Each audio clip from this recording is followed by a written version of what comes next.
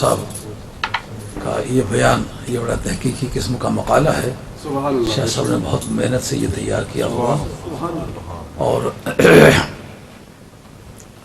جو تواتر معنوی محدثین کے نزدیک ہے اس کی ایک یہ نوعیت ہے حدیث سرکار کی زبان سے چلی ہے اس میں الفاظ آپس میں مختلف ہو گئے ہیں لیکن معنی کا تعین سب الفاظ میں یکساں طور پر ملتا ہے. جیسا کہ کنت نبیم و آدم و بین الماء و طین یا لمنجدر بین الماء و طین یہ حدیث یا متواتر المعنی ہے یعنی لفظ اس کے یکساں طور پر محفوظ نہیں ہوئے لیکن ایسے الفاظ استعمال کیے گئے جن کے معنی سب کے ایک ہوتے ہیں اس کو کہتے ہیں تواتر معنوی.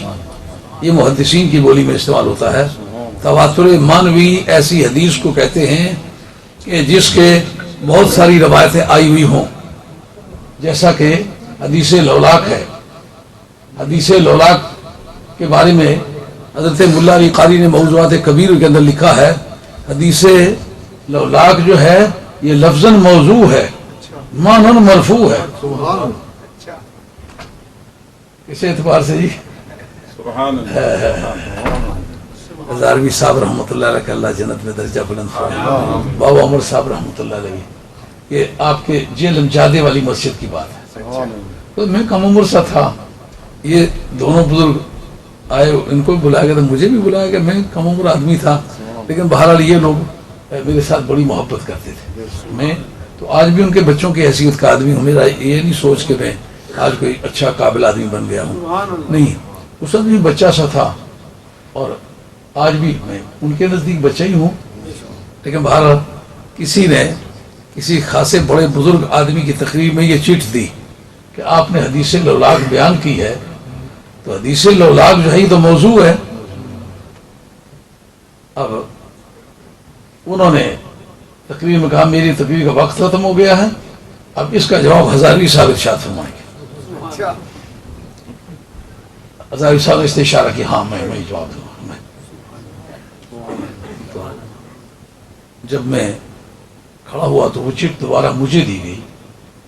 کہا کہ یہ کیا ادھار ہے جس آدمی کو چٹ دیتے ہیں وہ جواب دینے کے بجائے دوسرے آدمی کا حوالہ دیتا ہے. ہم آپ سے بھی یہی سوال کرتے ہیں. میں کم عمر آدمی تھا میں نے کہا ہزاروی صاحب یہ چٹ آئیے کہ مجھے اجازت دیں میں اس کا جواب عرض کروں. ان کا کرو رہ گیا وہ میں کروں گا. ٹھیک ہے اجازت میں کرتا ہوں. تو میں نے اس کے جواب میں ملا علی قاری رحمۃ اللہ علیہ کی موضوعات کبیر کا حوالہ دیا کہ یہ حدیث لفظاً موضوع ہے معناً مرفوع ہے. معنی مرفوع ہونے کا کیا معنی کہ مختلف لفظوں میں یہ روایت کی گئی ہے لیکن معنی سب کے ایک بنتے ہیں. اس کا نام ہے تواتر معنوی. تواتر معنوی اگر ثابت ہو جائے تو حدیث ذوف کی دنیا سے گزر جاتی ہے صرف کی دنیا میں ایسی درجے پر پہنچ جاتی ہے کہ منکر اس کا منکر کافر ہو جائے. اور حدیث جو جس کے لفظ بھی وہی ہوں اور معنی بھی وہی ہوں اس طرح کی تو اتنی کم حدیثیں ہیں کہ امام ابو حنیفہ رضی اللہ عنہ کے بارے میں 18 حدیثوں کو انہوں نے سرٹیفائی کیا ہے. اسی لیے ایک طبقے نے کہا کہ امام ابو حنیفہ جو ہیں وہ صرف 18 حدیثوں پر ان کا عمل تھا. نہیں ان کی تحقیق کے ترازو پر وہ صرف 18 حدیثیں ایسی گزری ہیں جن کے لفظ بھی اور معنی بھی سرکار سے تھے. دوسرے محدثین اس سے بھی کم بیان کرتے ہیں.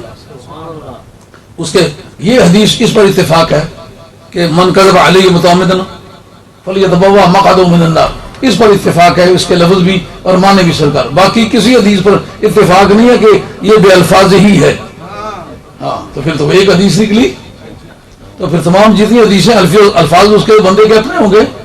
ایک آدمی اپنے لفظوں میں بیان کرتا ہے دوسرے اپنے لفظوں میں بیان کرتا ہے.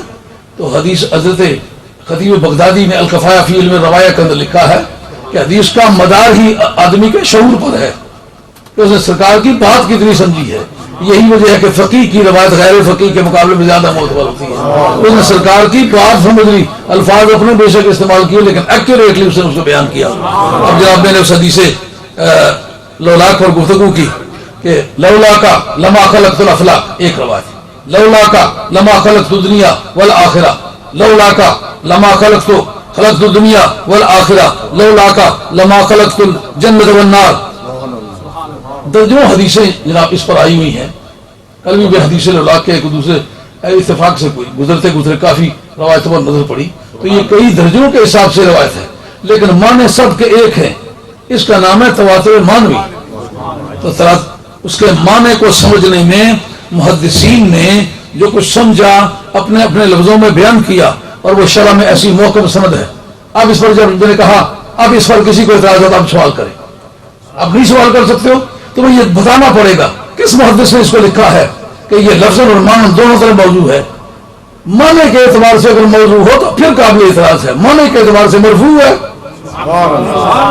اب حدیث لولاک پر گفتگو کرتے ہوئے یہ بات آپ کو سمجھنا پڑے گی، یہ لولا شرطیہ غیر عاملہ کا جو انالیسس پہلی مرتبہ کی مولا مرتضیٰ نے کی ہے، اس لیے ترکیب میں نام لینا پڑتا ہے حضرت مولا مرتضیٰ کا۔ لولا شرطیہ غیر عاملہ بر مذہب حضرت حیدر کرار،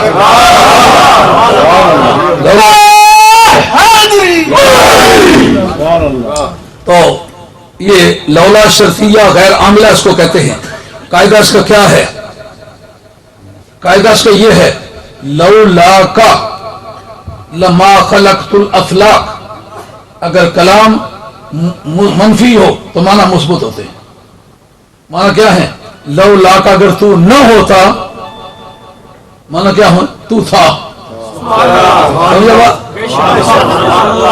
کہ تو ماڑا پنیان نہ ہو یار نہ تو پولے مارا کی اگر تو ماڑا پنیان نہ ہو یار مانا کیا بنیاد سے آئے سمجھ رہی ہے؟ لولا کا اگر تو نہ ہوتا، اس کا قواعد کے بتاؤ کیا تو تھا، اگر تو نہ ہوتا تو میں افلاک نہ بناتا۔ جو ٹھیک ہے، اگر تو میرا بھانجا بھتیجا نہ ہوتا تو میں تمہیں مارتا۔ اب مارنے کا عمل پہلے ہے یا بھانجا بھتیجا ہونے کا پہلے ہے؟ بھانجا بھتیجا ہونے کا پہلے ہے۔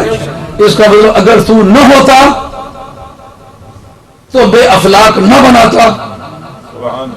دونوں جملے منفی ہے، اس کا مطلب دونوں مثبت ہیں، یعنی تو تھا بھی اور افلاک بنائے بھی۔ اب مانا کیا بنے گے؟ مانا یہ بنے گے اگر تو نہ ہوتا تو، قواعد میں شرط پہلے ہوتی ہے جزا بعد میں ہوتی ہے۔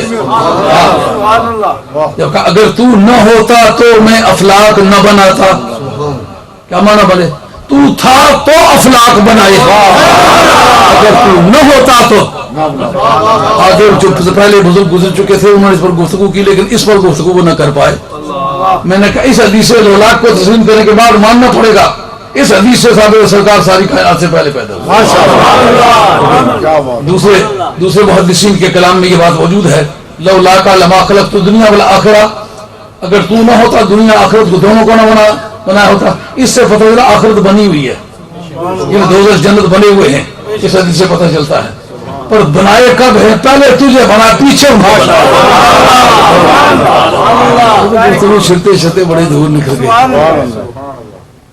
تو حضرت شاہ صاحب نے تواتر مانوی پر تواتر عملی پر کافی گفتگو فرمائی ہے، اور یہ بات کہ سرکار بغداد رضی اللہ عنہ تواتر منعقد ہے یہ مسلمات میں سے ہے، اس کا کسی کو انکار کرنے کی گنجائش نہیں۔ حتیٰ کہ بلغت الحیران کے پہلی سطر میں لکھا ہے بڑے پیر صاحب، یعنی اپنی بات کو منوانے کے لیے کہتا ہے بڑے پیر صاحب۔ حضرت سید عبدالقادر جیلانی جو فرماتے ہیں یار تو عجیب آدمی، تو کہتا ہے سرکار معاذ اللہ پرسرات پر سے دوزخ میں گرے تو میں نے پکڑ کے ان کو اٹھایا، تو بڑے پیر صاحب کا نام کیوں لیتا ہے؟ اس کا مطلب یہ ہے کہ بڑے سے بڑا آدمی بھی سرکار بغداد کو مان کے آگے چلتا ہے، وہ سمجھتا ہے کہ کوئی ایسا طریقہ کار کروں کہ حضرت غوث پاک کا نام کسی موڑ پر لوں۔ اب ہمارے پاس دو بڑے اچھے مقرر اب آئے ہیں، لیکن سیکنڈ ہینڈ ہو کے آئے ہیں، یہ بتائیں گے نہیں کہ ہم پہلے کہاں گئے ہوئے تھے۔ از لالے تو پیدا بود پیمانہ کشیا، اب سے شیرازی فرماتے تیرے ہونٹوں سے پتہ چلتا ہے کہیں پی کے آئے۔